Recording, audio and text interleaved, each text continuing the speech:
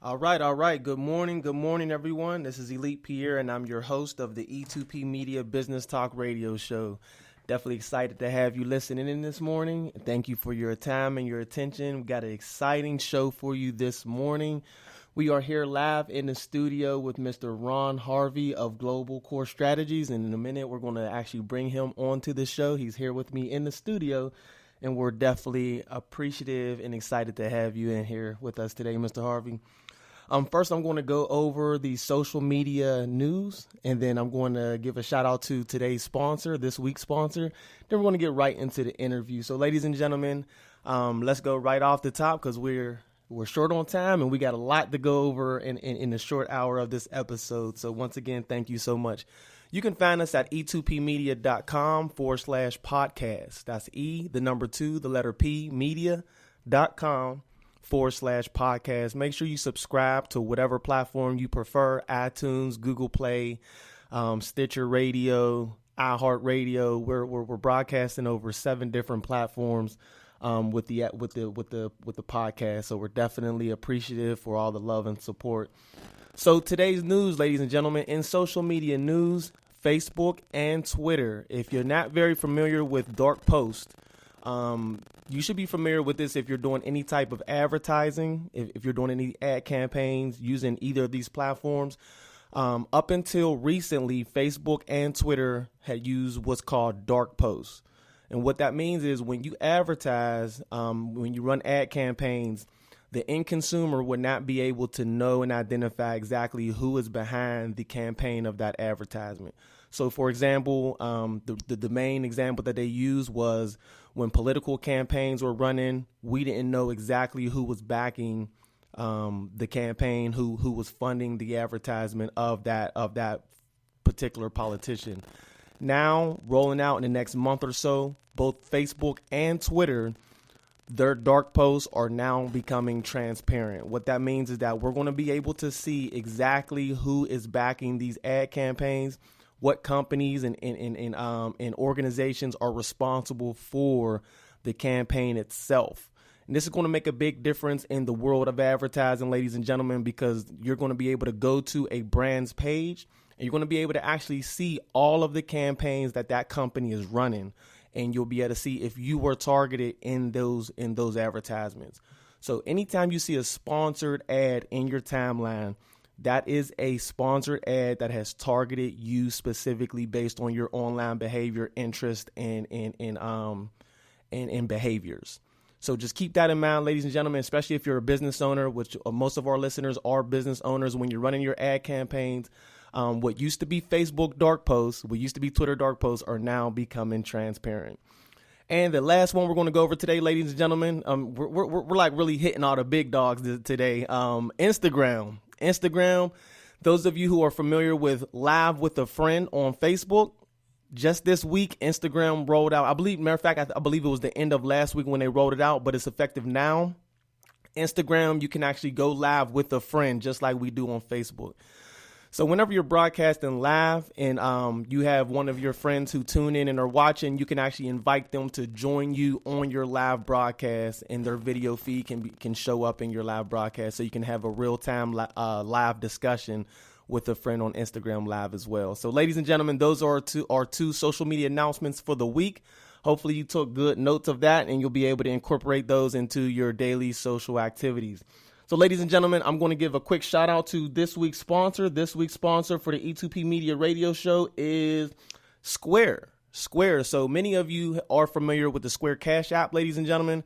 Here at E2P Media, we actually use the Square platform for our merchant processing. So we're very familiar with it. It's an outstanding platform. And for our listeners, ladies and gentlemen, for the listeners of the E2P Media Business Talk Radio Show, you get free processing on up to $1,000 in sales during your first 180 days. That's huge, ladies and gentlemen, because I know merchant fees really start to add up, especially when you got a lot of momentum going on. You got a lot of online sales, even point of sales at the cash register, or on a Square app on your phone. Those those merchant fees can really start to add up. PayPal is like 2.9%. And even after your first 180 days, Square's percentage is only 2.75% per credit card transaction. So keep that in mind, ladies and gentlemen.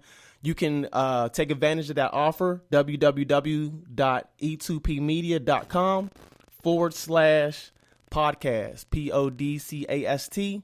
Go under our partners and you will see all of our partners. And today's sponsor is going to be Square. Click that banner, take advantage of that, and you'll see that E2P Media has invited you to use Square.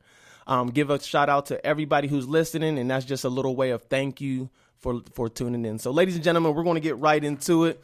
Again, we have a special treat for you today. Excited to have Mr. Ron Harvey here with me in the studio.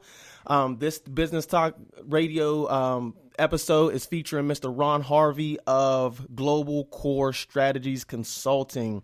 Mr. Harvey is the Vice President of Global Core Strategies. He's a certified coach with ICF. He's actually a certified John Maxwell leadership team member as well.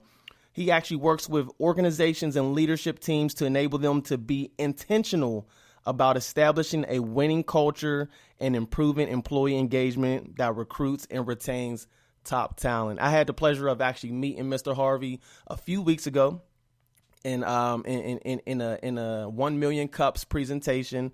We kind of shook hands, rubbed shoulders, and rubbed elbows, and he took some time out to really pour into me as a young entrepreneur, and I'm so grateful for that. So without further ado, ladies and gentlemen, I'm going to bring to the show Mr. Ron Harvey. How you doing today, Mr. Harvey? Good. Appreciate it, Pierre. I'm glad to be here and the opportunity just to share with our community and your community of business practices. So pleasure to be here. Thank you for having me as a guest. Absolutely. Absolutely. It's definitely a pleasure to have you. So I know I gave an introduction for you, but nobody can tell your story better than you. So just tell us a little bit about yourself and about your business. Yeah, appreciate it. And for the people and the listeners, some background about me is, I come from 21 years of military service. Mm-hmm. And I've always had a mentality to help others. And that was part of the reason why I joined the military, to do something bigger and better than me. That allowed me to make a difference. Gotcha. And so I did that for 21 years and been retired now 11 years. Everything that I do is operating off of faith, in my family and then my kids. And so I really stay focused on the family part of who I am mm-hmm. and my faith piece of it. So for me as an individual, it's important that I be able to stay grounded in who I am as an individual and know who I am.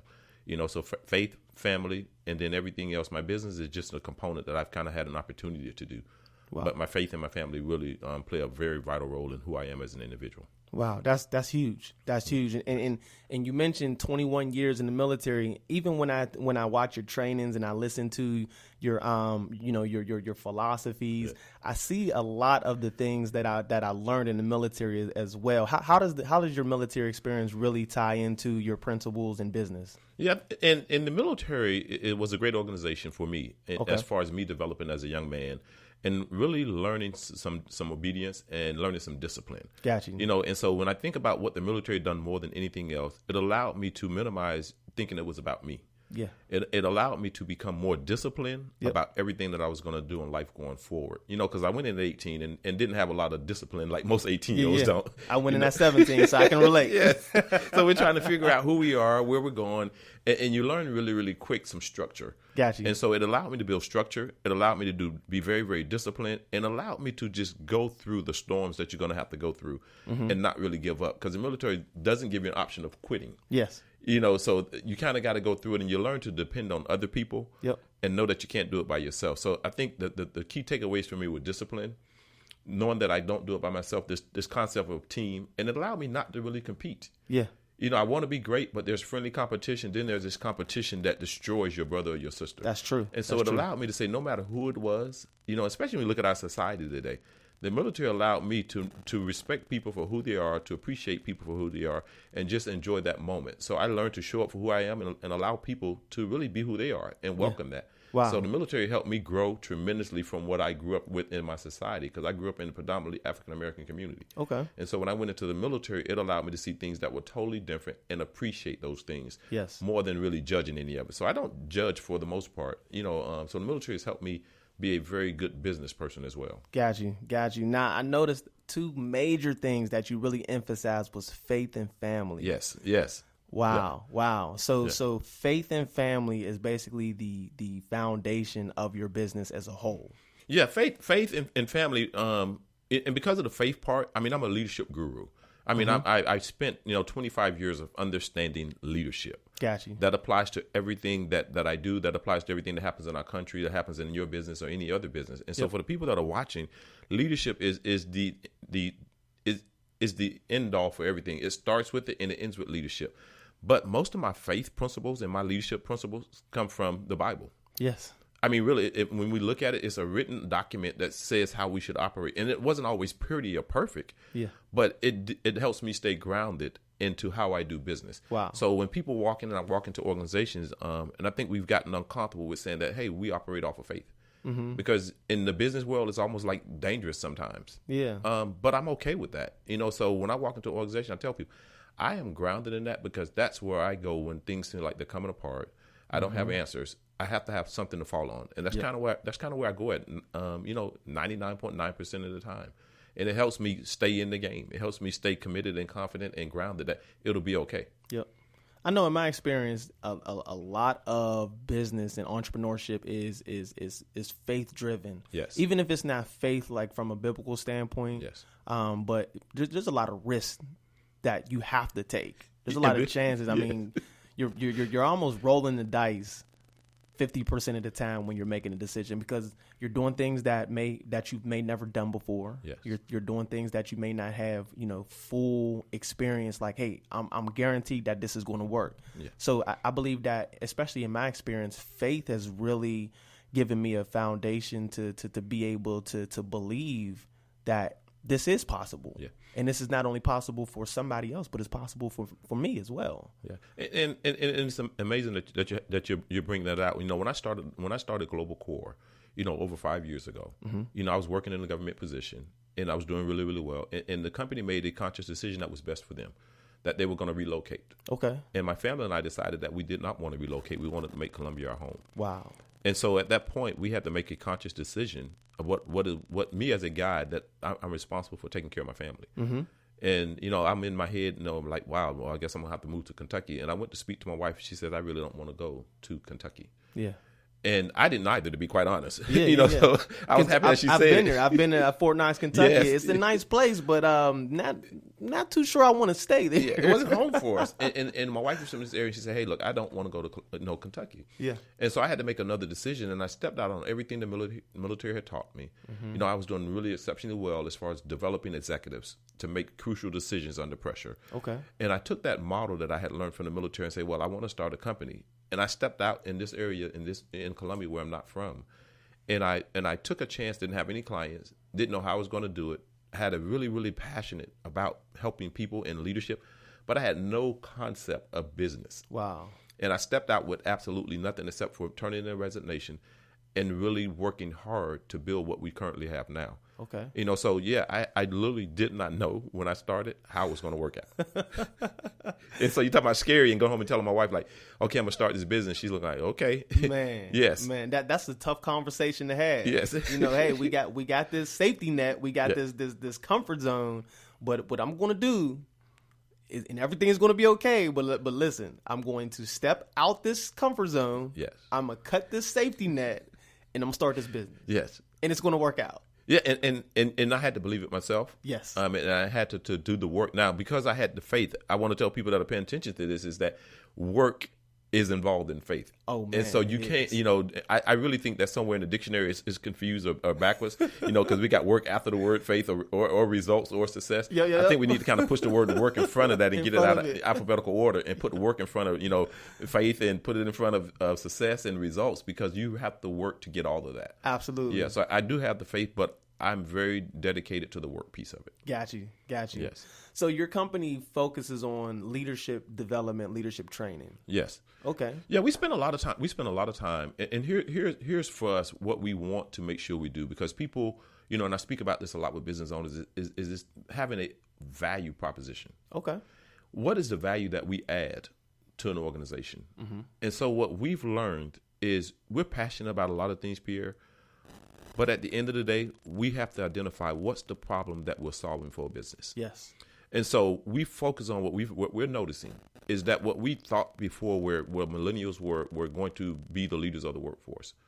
And we thought that was going to be years down the road. Mm-hmm. That's not very accurate anymore. It's not. So we focus on that because what's happening, there's a gap unintentionally, that has been, evident for us now, is that millennials are quickly becoming the CEOs and the executives and the leaders in these organizations, like right now. Like today, as we're on this radio, that's happening. There's a millennial that's going to get promoted today. Yep. That's going to lead some organization today. October 31st, yes, 2017. Today. That's real today.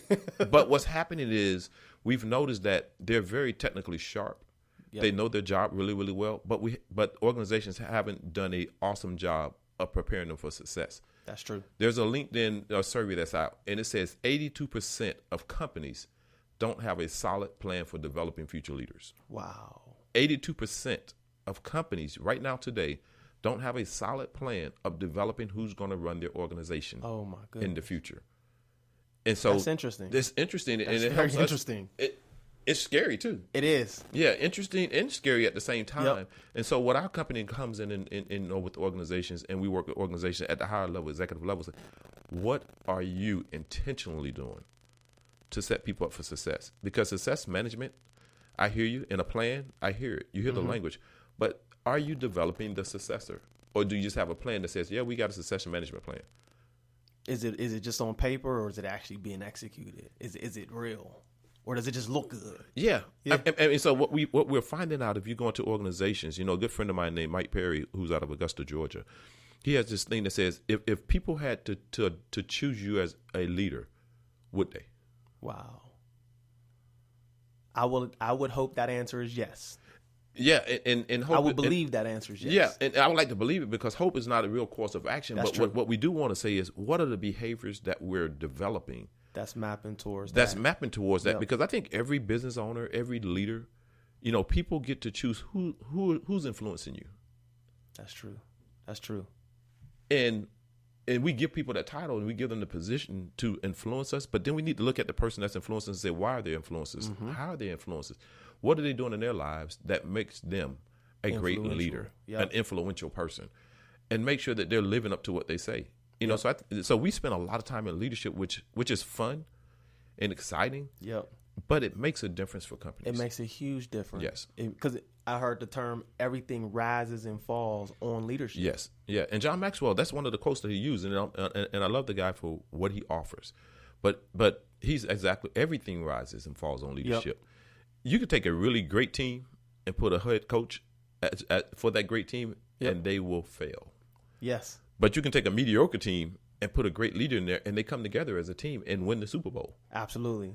So I think when it comes to leadership for us working in organizations, there are things that I'll share on this show that'll be nuggets for people to kind of take note and write down. If they're really, really serious about making a difference, grow yourself first. Yes. Invest in yourself. Yes. Don't rely on what you knew 10 years ago and expect for you to be an awesome leader today. Wow.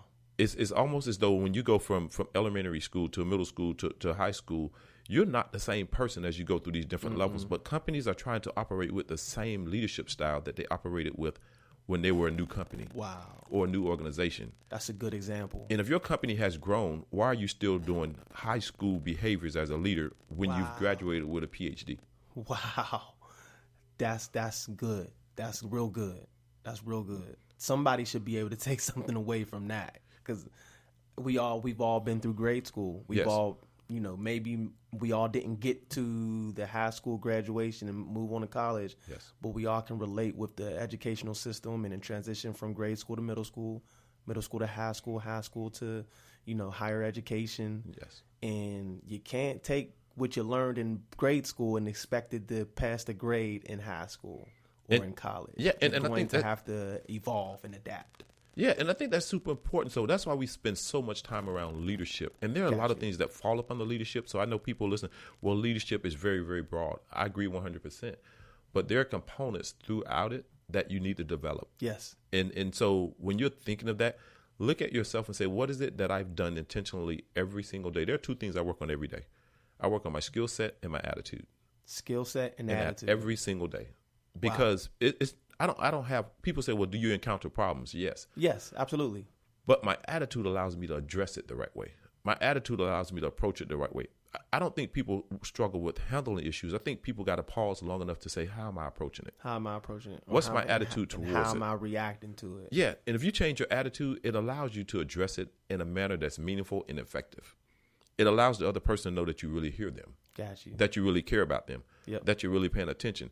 But most of the time, if you're worked up, you know, my mom always said, when you get that frustrated about anything as a leader, sit down for a second and leave it alone. And then come back to it. And then come back and address it. Got you. So I noticed recently in your leadership training, you've kind of focused and mentioned heart leadership. Yes. So can you go into more details about exactly what that is? Yeah, and for us, Pierre, heart leadership for most organizations, what's on the inside will show up on the outside. Okay. And so what we focus on when we're dealing with leaders is, do you know how to connect intentionally? Mm-hmm. Do you know how to lead an organization of people that know you care about their best interests, you care about their families, you care about their promotions, you care about them as an individual holistically? Yes. Most people in organizations that run up here, their relationship is a paycheck. Mm-hmm. You know, an employee shows up, they get paid, and they feel that's the end of the commitment. True. And I'm not saying that a paycheck is not important. It is. But past the paycheck, what are we doing as leaders to make people feel like we care and that they're a part of the company and they're valued? Yes. In an organization. And even through turmoil and even through turbulence and even through drawdowns, you can still make people feel valuable and stay with your company. Yes. Or you can make them feel like they're another number and they're doing their resumes and they're trying to leave because you haven't made them feel important or valued in your organization. Yep. You know, I do have a vision for Global Core, but my best ideas came from the people that are in our organization. Wow. Because I put it on the table and say, hey, here's what I'm thinking about. Yep. And I put it on the table and they give me ideas I've never, ever thought You about. allow them to be a part of the recipe. Yeah. And so when you touch, you know, before we really ask for people's hand, we ought to touch their heart. Got you. We really should reconnect with them before we ask them for anything. Got you. Otherwise, it becomes more about who you are. Yes. And what you want and what you can get from them. So heart leadership is really designed to help us as leaders learn how to connect intentionally with our people versus by accident. Wow. What is it that you have in place? Who is it that you have around you? How do you have those conversations? Are you walking around meeting and greeting people because you feel like it's an obligation, or are you walking around because it's what you really want to do? Yes. It's really who you are. It's a part of your DNA. For all leaders that are listening, look at your company's culture. Mm-hmm. Your company, how it operates, and the culture that's there is a direct reflection of you as an individual. And you can take that from your business that you run. You can take it from the classroom that you're teaching in. You can take it from the church that you attend. You can take it from a mentoring program that you run. Just look at what your DNA is. If you're the senior leader there, it slowly becomes your company. Yes. Chick-fil-A is not by accident. Mm-mm. It's their DNA. It's intentional. It's very intentional. They want you to know that, the chicken sandwich is addictive now. Let's not get confused. Those fries are nice. It's good. but that customer service piece of connecting with you and making you feel like you're the only customer in there when there's 100 other people around you. Yes. That's very intentional. You know, my pleasure to serve you. Yes. I remember the last time I went to Chick-fil-A, I almost wanted to take the guy back to my office with me. Like, hey, we need somebody like you in our organization. Why don't you come on with me? Like, just, you know what? Just clock out, hop in your car. I'm right up the street. Let's sit down and chat for a minute. Because you got something. Yes. I see something in you just in that short interaction in the drive-thru. Yeah. He's the guy who handed me my food in 30 seconds. I'm like, wow. Yeah. They're doing something right. And I think it's a good model. And there are a lot of companies that are doing that really, really well. Yes. Chick-fil-A is one that just, I think most people that are listening will be able to connect and relate with. You know, I was having a meeting in Chick-fil-A with a business partner once. And really, we were just having a meeting. We didn't order anything to drink. We didn't order anything to eat. And we had been sitting there for an hour. And one of the people walked up in Chick-fil-A and said, hey, how are you gentlemen doing? We said, wonderful. And she said, well, I've been seeing you for a while. I watched you for the last hour, having a great meeting, and we're glad that you guys are using our facility. Mm-hmm. Can I offer you something to drink? Just offering something to drink. Just offer you something. Not wow. Just and I'm like, time out. Oh, say that again. I said, because we didn't order anything to eat. We haven't paid for anything. And she says, can I offer you something to drink? And we say, no, we're fine. She say, you really don't want that great lemonade? So we're like, Well, now that you mention it. and so I asked her, I learned the lesson in that moment. And I'm always looking for an opportunity to grow myself. Yes. I said, what's your role here at Chick-fil-A? She says, I'm the hospitality manager. Wow. That's her job. That's her job. Yes.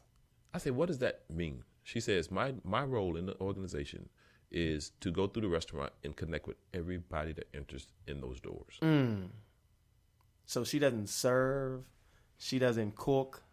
She doesn't take orders. No. She doesn't work the cash register. She just hospitality. Connect. Connect. The key word she said, her job is to connect. Is to connect. With everyone that walks in the door. And so what I say this for in the heart leadership is you can't connect until you approach and you're approachable. Yep. That's her function. That's her whole role. So for leaders that are listening, your function in an organization, if you're going to be as successful as you have the potential to be, is to connect with everyone in your organization. Wow. And if you're not doing that, figure out how to connect. Figure out how to do it. How do you connect as a parent? How do you connect to our teenagers that are struggling? How do you connect with the educators that are teaching our kids? How do you connect? When I met you, there was a way to approach you and connect where I add value to you versus I wanted something from you. Yes.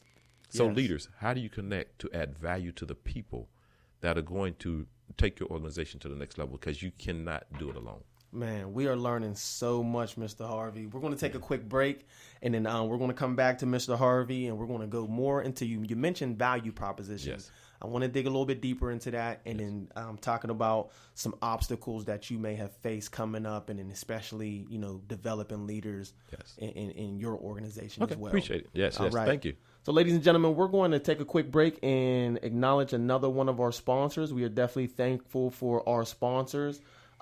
Today, we're going to be talking about a company called Better Proposals. So those of you who are in any type of services business or product business where you are submitting proposals to a potential client, we have a partnership with an amazing company that will provide you an opportunity to create more professional, better looking, and better converting proposals. You can save yourself hours doing client proposals by using Better Proposals. The first 100 listeners, and we had a few listeners earlier this week who actually took advantage of that. So that number is already, bit off of a little bit. A couple of our listeners already tapped into that, but make sure you take advantage of that. The first 100 listeners that fill out the form on our website are going to get a month free of their premium plan. That's a $49 value of their premium plan, ladies and gentlemen. We actually use this service here at E2P Media. It is a phenomenal platform. Anytime we're submitting proposals out to our clients, it looks professional. It's outlined. It gives them exactly the value proposition as we're going to speak about shortly. It allows them to see exactly what we offer and what options they have to select, and they can actually sign and pay right inside the proposal platform. So this is very valuable, ladies and gentlemen. Try it out for free. Again, e2pmedia.com/podcast, and you can take advantage of Better Proposals. So, ladies and gentlemen, again, we're back here with Mr. Ron Harvey of Global Core Strategies Consulting. He's here with us live inside the studio. Definitely appreciative to have him in here talking about leadership, talking about heart leadership, talking about developing an organization that has a mindset and a focus to actually take the organization to the next level. Mr. Harvey, you talked about value proposition. Yes. So in leadership and in creating the winning culture, how does value proposition internally matter, and how does that matter communicating that outside of the organization? Yeah, and appreciate. I think for us as a company, and we spend time with small business owners here in Columbia, and so before I really give them the answer for that is, this is so important. I'm a part of the Chamber of Commerce here in Columbia. Okay. And I serve on the board of directors, but I also serve as the chair for the Small Business Council. And so there's a direct correlation for us is we want to make a difference in Columbia for every small business. Yes. Regardless of where they are, what they're doing, we want to make sure that there's a relationship built, that we add value. And so I lead into that because, the chamber hasn't done a really good job of showing the value of why a small business should be a part of it. I remember you mentioned that. And so I say that because I want to own it first. Okay. So that when small businesses are listening and thinking and they don't see any value there, I don't think the chamber has done a great job of telling us the value. Okay. Why should I be there? I mean, it's $500 to be a part of this. Why should I give $500 What do I get in return? And so we are redirecting the chamber. Mm-hmm. And so I want to start there with the value proposition. For anybody that's paying attention right now, and you own a company and you're doing business with someone, value proposition is so important, because what is it that I get for doing business with you? Mm-hmm. And oftentimes I don't know if that's clear for a lot of businesses. And so for us as a company, one of the things, and it's not what you do, it's not your mission statement, it's not your vision, it's the real value, because people get caught up in the mission statement and the vision Yes. versus the value for the consumer, Yes. the value for the client. You know, I hear what you do and what you believe in for your company. We'll talk about that internally. But the value proposition is for the person that's paying for your service or doing business. What makes you different? Why should I select you? Mm-hmm. Why should I choose you? Because I can get that from the other company next door, Yep. which is good for us to have somebody to compete against. So when we talk about value proposition for Global Core, our value proposition is we build relationships and do business with people we can do relationships with. Got you. We engage, educate, and empower to make an impact in your company. Mm-hmm. And so our key value is we will do business with the people we can build relationships with. Yes. And so when we're sitting to the table here, we're collaborating and connecting, and we don't do any work without collaborating with the business owner. Got you. We don't have an answer for what needs to happen for your culture until we know your culture. Until you know. So Yep. when we come to the table, Pierre, if we're doing business with E2P Media, Mm-hmm. we're going to sit down and design and develop together. You know the culture, you know the people, you know the organization. We know our tools and our processes and procedures, and we want to find out what's the right overlay, not what we want to plug and play from some other organization. We want to make sure it's very intentional. So we build relationships. If a company won't sit down and allow us to sit down with them, that's not a client that we want to do business with. Nope. You know, so our value proposition is really to build relationships with the people we do business with. Wow. And that's where we start at. And so when we walk in, we do a niche discovery. We find out where they are, what they're trying to achieve, what's the time frame, have they considered a budget for it? Because cost is important, and sometimes people are not comfortable talking about it. But Yes. cost is associated with what we do. But we start building that relationship, and it's not a what is it going to cost them, it's what's their investment What's approach. their investment? Yeah, what have they considered what they want to invest into, what it is they're addressing. So value proposition for us at the end of the day has nothing to do with our mission statement, is we build relationships with the clients we want to do business with. Got you. That's way before we ever do business with them. We started the relationship piece first. Got And you. so for internally, here's important for all our listeners. Your first client is your workforce. Your very first client is the your force, workforce. The workforce. It is, because you cannot expect for your workforce to treat your customers better than they're being treated. This is true. So it's internal. This is true. So what's the value proposition internally for you as a CEO Wow. or a business owner or a leader in your organization? Do your people feel like you want your clients to feel? That's a very important question. And I think that we got to pause every now and then. Yes. Is how do we want our clients to feel, and measure, are we doing those same behaviors for the people that are serving our clients? And if you look at the companies that do that really, really well, they have a good, solid performance record. Yes. John Maxwell, and I attend several events from him throughout the year. But the one he does twice a year, where he does his Opportunity Live event, at that event, there's 3,500 people. Okay. John Maxwell is very intentional about shaking the hand of every person at that conference. Wow. 3,500 people. Yes. Oh my goodness. That can take a lot of time. Which is accurate. If people are investing in what you're trying to what build, you're doing. Yep. if you talk about the value, because they're adding value by writing a check to come to your event. Yes. What value are you putting back into them once they're at your event? Yes. Yes. Because he's taking the time out to individually connect with each person. And he does it throughout his entire organization. So he doesn't have this wall around him. And I know people are nervous about this, but he doesn't have this entourage or this wall around where he's not approachable. His value proposition for John Maxwell is, my name is John and I'm your friend. Yes. I've heard him say that like 1,000 times. That's what he does. Yep.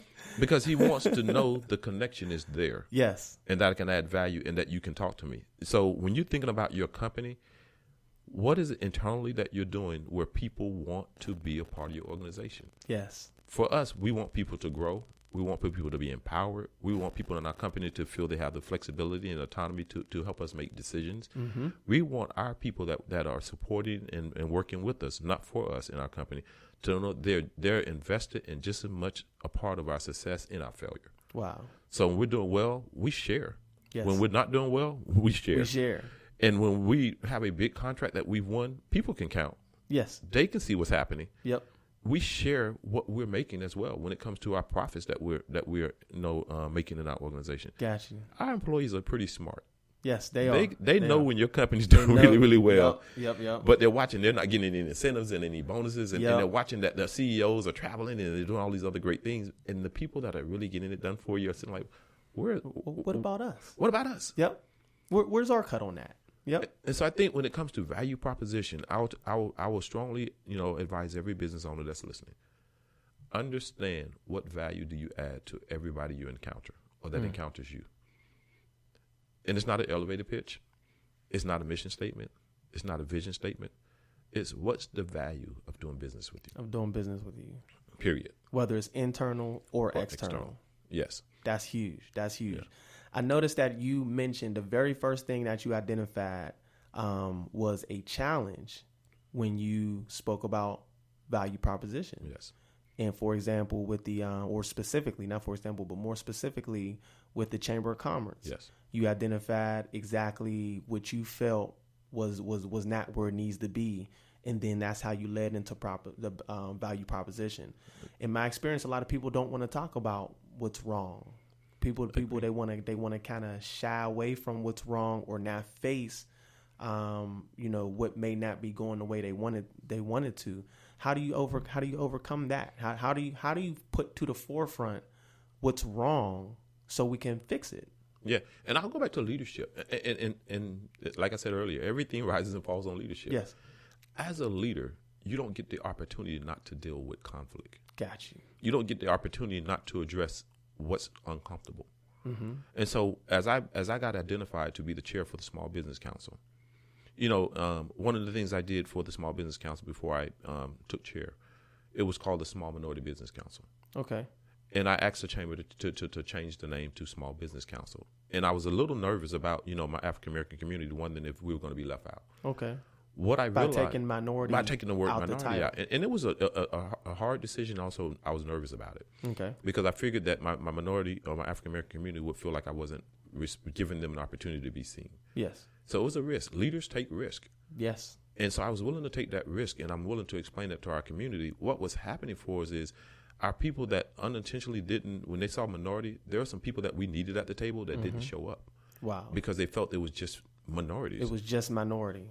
And so it made it exclusive, and we're leaving people out that we need to be there. That we need at the table. Got you. And so what we will do as we go forward, addressing the problem, and I spoke to the chamber and I speak to our community, on November the 13th, we're going to have what we call a Coffee and Connections for our community. Okay. Where we're going to ask our community, our small business leaders, to come to Coffee and Connections, on November the 13th at 8 a.m.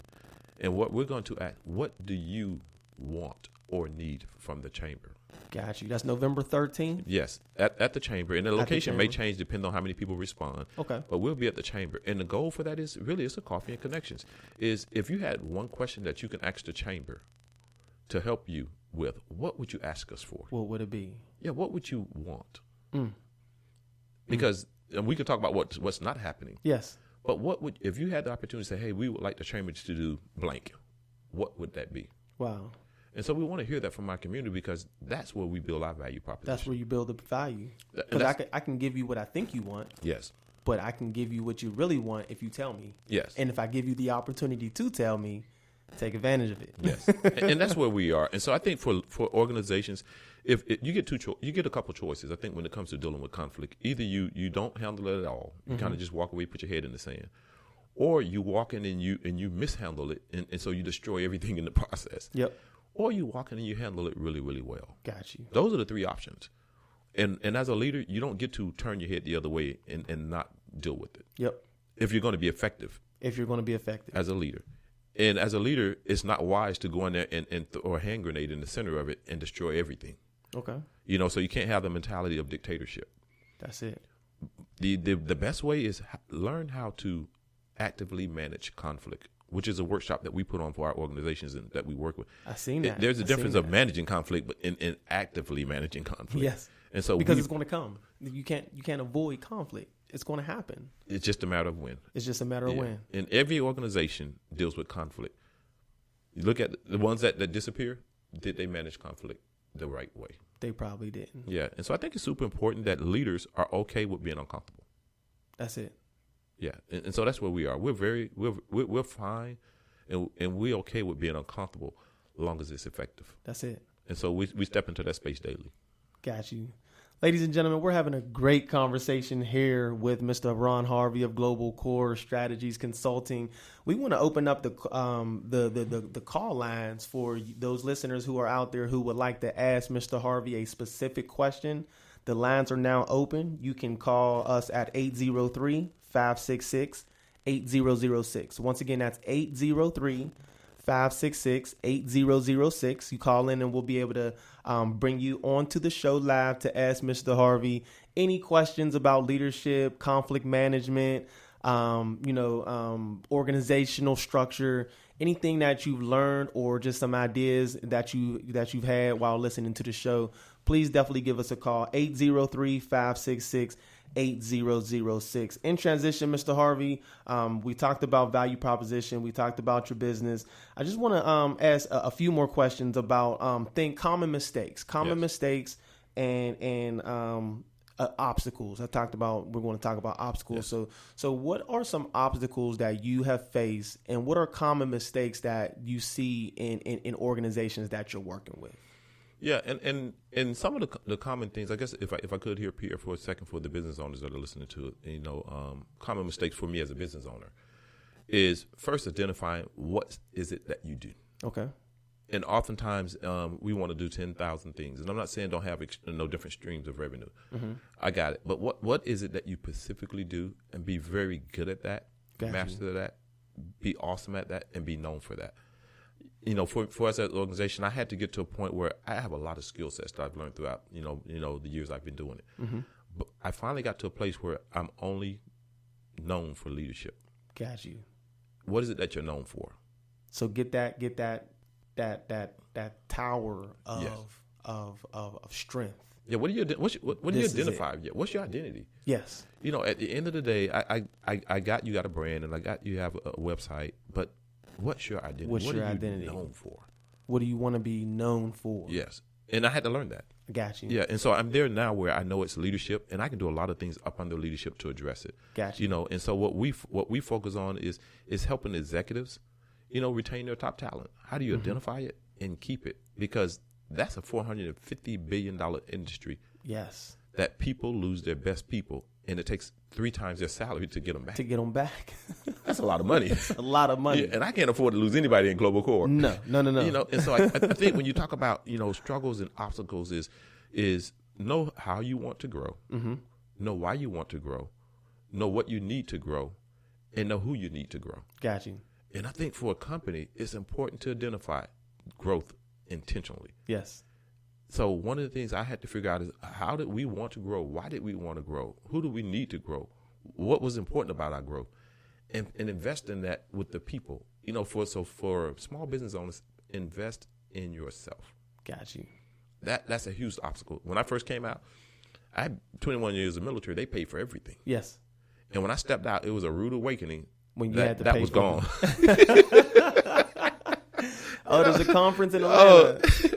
Well, I got to pay for my flight or my travel. I got to pay for my hotel. I even got to feed myself. This is brand new. Yes. And so that was a huge obstacle of really just stepping out as an entrepreneur, that the cost is on you now. Yep. And I was looking like, you got to be kidding me. You got to be kidding me. Yeah. And so that was a huge obstacle. So I would tell business owners is be willing to invest in yourself. Yes. Having a real growth plan. Yep. Here's something I've learned in the last 2 weeks. I have a business coach myself. Okay. Out of Florida, Angelique Ruers. Because I do a lot of business coaching, but I also have one myself. Wow. I hired her. Got you. Here's what I've learned. what our parents worked off of and our grandparents worked off of, this 5-year, 10-year, 20-year plan, it's changing so fast. It's an 18-month plan now. Yes. Everything's accelerated now. Yes. Everything, like you said, you got your millennials who are 21, 25, Yes. and they're running companies where before that was unheard of. Like nobody would listen to a 20-year-old kid sitting in that executive chair giving the ropes. But nowadays, it's becoming a norm. I mean, think about it. 3 years ago, small businesses weren't doing what we're doing right now.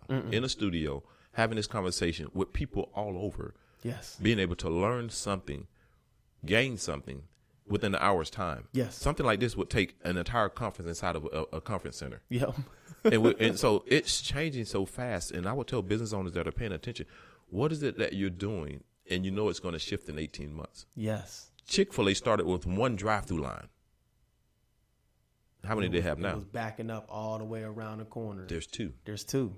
And McDonald's got word of it and got smart about it. They got smart have about two. it. They start doing it too. So I would tell business owners, if you're really a leader, leaders see before other people see. Yes. And so make sure you're keeping your vision to see what others don't see. And see it before they see it and start making adjustments for your company. Yep. And so leaders have to see before other people see. Wow. And so one of the obstacles for us is there's two instruments I tell leaders to have. Have a microscope and a telescope. A microscope and a telescope. Okay. Because you got to see what's happening in the day-to-day operations. That don't Yes. mean you're doing it. You have to see it. You have to see it. And you have to have a close-up view. Yes. Gotcha. But you also have to have a long-range view, which is you got to pull up the telescope when you're supposed to pull up the Gotcha. telescope. Because if all you have is a telescope, you're missing day-to-day You're operations. missing day-to-day. And if all you have is a microscope, you're missing the big Can't picture. see down. And your company won't. I was so going to say gotta- downrange. Yeah, you really can't. That's a military. That's military term. So You can't see down the road. yeah, down the road, the future for us. And so for companies that I want to, this is a workshop, but I'll give just a tidbit of it because I want to give you a reason to want to pay attention to us. Okay. Lack of consistency. People in business don't fail, Pierre, because they don't have the talent or the skills or the willingness or the passion or the desire. What happens is lack of consistency. Wow. You don't make it to the Super Bowl by having one good game. That is so true. You got to have a good game, a good game, a good game, a good game. And so for business owners, you don't get to be who you want to be by having one good week Wow. or one good year or one good hour. You have to do that consistently to make it into the Hall of Fame of the business arena. You're not exempt from that. And so when you have a great game, I want you to celebrate. I want you to enjoy it, but I need you to get back in the game. Yes. Yes. And if you have a turnover or a mistake, accept it, but get back in the game. Get back in the game. You don't get to stay on the sidelines either way it goes. Atlanta Falcons lost the Super Bowl last year because they had a good first half. This is true. And consistency didn't show up, and they lost. Because they didn't come out and play like they did in the first half. Yep. And so they had a good first half Super Bowl. They won the first half, but they forgot it was another half. Yep.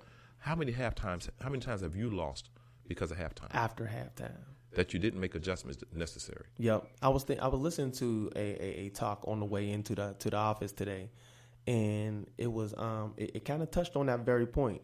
Not about the Falcons, but the other team. Yes. Losing in the first half, coming down, 3-26 or 3-27 in the first half, and then coming into that second half and winning. Yes. Like it's a different win when you've been winning the whole time. Yes. And it's a different win when you've been losing and you keep consistent and you stick to your core values and you stick to that tenacity and you change things that you may have been doing wrong and you adjust things that you may have not been too tuned in and then you punch through and you end up with a win. Yeah, That's huge. I think in business there are things and people use wrong or right, and I use effective or ineffective. Got you. Because what I did today can be totally right. Got you. But not effective for tomorrow. But not effective for tomorrow. Yeah, and so I say pay attention to what's working today and what do you need to adjust for tomorrow. Wow. Because it can work today and totally destroy your company destroy it tomorrow. And so for business owners that are paying attention, Business Talk Radio here with E2P Media, What is it that you're doing today? Great. But what do you need to adjust for the future? Wow. And that's where the telescope comes in at. Yep.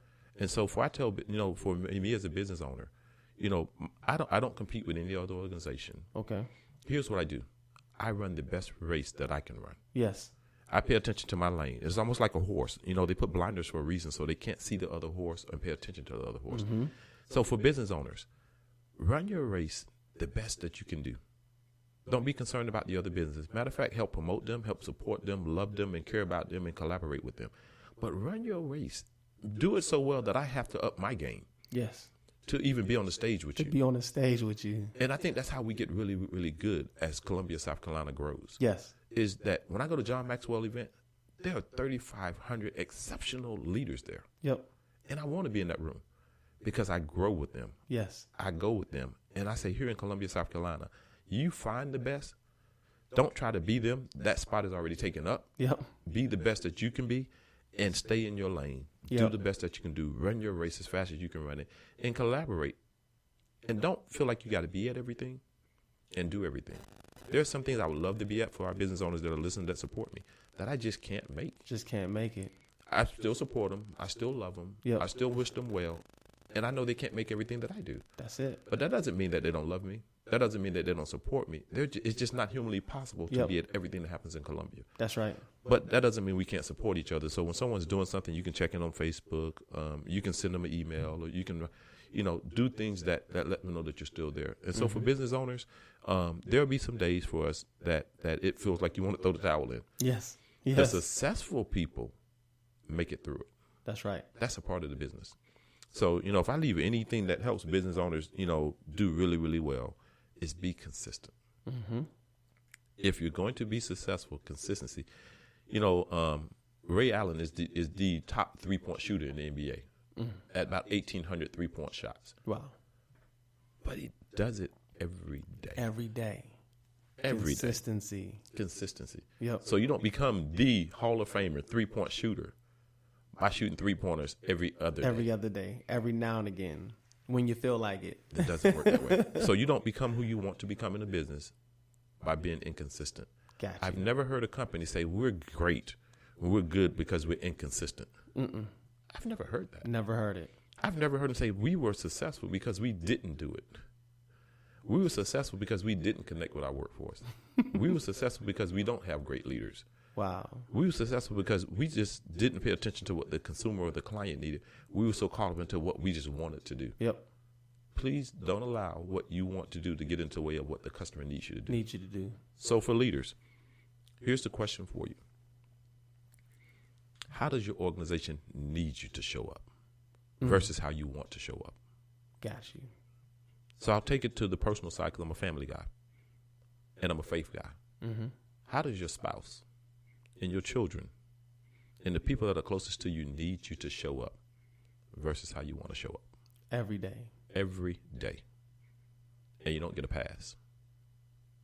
And so I tell everybody, if you get consistent on everything that you want to do, you will achieve results you never thought you could. Mm-hmm. Be consistent. And it's not about you, and it never will be. It's all about the people that depend on you. So leadership is not about being in charge.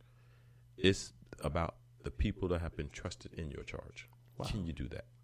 It's not about being in charge. It's about the people who have been Trusted in your who charge. have trusted in you Yes. to be in charge. Yes. That's And so I'm grounded there because at the end of the day, it's not about Ron Harvey. It's not about Global Core. Now, my identity is super important, but it's more important for me to make a difference for others. Mm-hmm. And for me to do something today that will make a difference for people that haven't even been born yet. Wow. Wow. Companies that haven't even been started yet. Kids that haven't even been born. Kids that Companies haven't even been born Things yet. we haven't done in our school. Things that haven't been invented yet. Am I making a difference for that I don't even see, that will outlast me, outlive me? Dr. Martin Luther King did something that he left a lot earlier, but which was a plan. But he had that vision that he knew was going to outlive him. I mean, he Yep. even said this, I won't be with you when you get to the mountaintop. Yep. He said it, and he knew it. He knew it. He knew that this journey was going to take longer Then his than life his would last. lifetime. Yep. So what is it that we're doing as leaders that will outlast you? That will outlive our time here. Our time. And so for the vision statement for our people that are listening, I gave you the value proposition piece of it. Here's the vision piece of it. What impact are you trying to make in your community that would outlive you? Not how much money you're trying to make. Not what house you're trying to get. Not what car you want. Not how big you want your reputation or how big can you get a stage on. That will happen organically. Yes. If you just find out the impact that you're trying to make. That's it. Versus the name you're trying to make for yourself. So do you want to become a legend or create a legacy? Wow. Do you want to become a legend or create a legacy? Because legend is about you. Yes. Legacy is about what you leave. Wow. And can we say that if you create a legacy, you'll be a legend? I think people will give you a title, and they may call you that. But that's not what it's about. But the average person don't become legends until they've done something that's worth recording a legacy for. Wow. And so you can't get it reversed. Yes. Let the people decide if that's what you're going to be. Yes. Don't you make that choice. Don't you make that choice. You just do everything you can to create a legacy that you leave something for other people. That's good. That is good. And the people will name it what they want to name it. Yep. But it can't be Ron Harvey saying, I'm working because I need to be a legend. I don't. I don't need to be. It's not a goal for me. And if that's what happens later after I'm gone, let it be. Yep. But I want to leave a legacy that Ron Harvey spoke about leadership. He helped bring Columbia together, business owners together, created a loving atmosphere where leaders who had a space to grow and go and make the city a better city. That is huge. Ladies and gentlemen, this is an outstanding talk.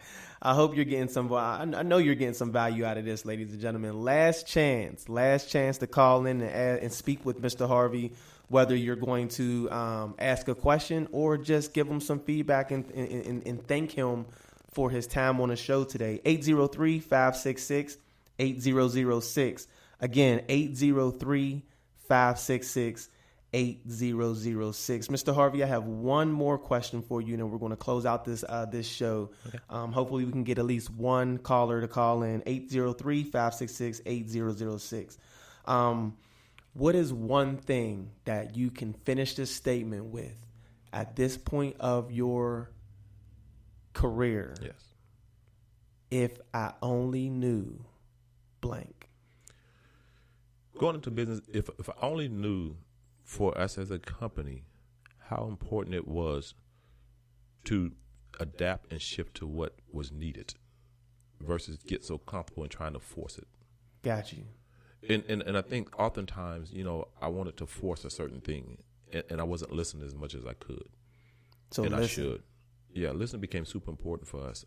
And I had to get to that place of, making it really about the people. So shifting from the military to corporate America was a huge change for us. And so I had to get to this place of really listening and adapting. Wow. And so if I only knew some of the things, I would have adapted a lot faster. Got you. I would have adjusted a lot faster. We're going to wrap up the show with that note. How can we get in touch with you, Mr. Harvey? How can we take advantage of your company and what you have to offer? Yeah, and the best way to reach us, I'll give you our phone number and also our website. Okay. And we're reached at 803-764-1554. Okay. And you can reach us at www.gcs, which is for Global Core Strategies, gcs.consulting with the ING, no .com at all. Consulting is our domain, so www.gcs.consulting. Feel free to reach out to us. We have a lot of awesome programs that we have in place. We love to help the community, but our real goal is to make a difference. And we have a coaching program, and so what I tell most people that are connecting with us is we do accountability. Gotcha. And so if you're one of those people that do not want to be held accountable and you struggle with that, we may not be the perfect organization for you. You may get rid of us sooner than we want you to get rid of us, because we do believe in accountability. Gotcha. And implementation versus just talking about it. We're going to implement something. That's good. Yeah, and so we'd love to work with you. We want to make a difference here in Columbia, and that's very intentional for us. So please reach out to us, send us an email, check us out on our website. We do different shows across the city, and so one of the things that I'm doing is the Many Faces of Leadership, which I think is super important across the board. Let's really work with each other in the city. I think that's the biggest part for us as business owners is to work with each other. Yes. there's a lot of power in what we can do, but we gotta do better at working with each other. Coming together, working together. Yeah. And that's why I'm here with you. I mean, that's what brought me here when I saw you. Phenomenal what you're doing, and Thank I know a couple of other businesses that do what you do, Pierre, and I highlight every one of you guys, and I tell them, hey, this is a great company. Here's another great company. Sit down with them and find out if it's the right company for you. Mm-hmm. Because I appreciate what you're doing. Thank you. I can't do it, and I need someone like you that can. And there are other companies that do well. Let's help a small business be successful. Yes, absolutely. Well, thank you so much for joining me in the studio today, Mr. Harvey. It's definitely been an honor and a pleasure. Ladies and gentlemen, make sure you reach out to Mr. Ron Harvey, Global Core Strategies Consulting. You got the website, you got the phone number. Please reach out to him. At least drop him a note and say thank you if you got any value from today's show. Make sure you tune in next week. Once again, we do this live show every Tuesday morning at 9 o'clock a.m. on our Facebook page.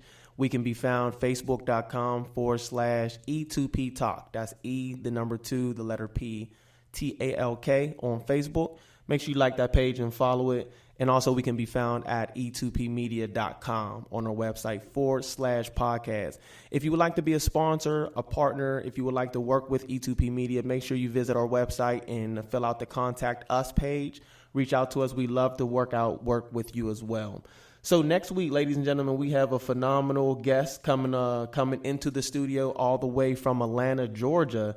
Mr. Rashawn Lawhorn of Rich Minded. Rich Minded is actually his brand. He has a book titled Rich Minded, so make sure you pick that up. You can Google it and check it out. Basically giving you principles on having the right mindset to success. This episode is actually going to feature, once again, Mr. Rashawn Lawhorn. He's the author of the book entitled Rich Minded. He's originally from Queens, New York, and now he resides in Atlanta, Georgia.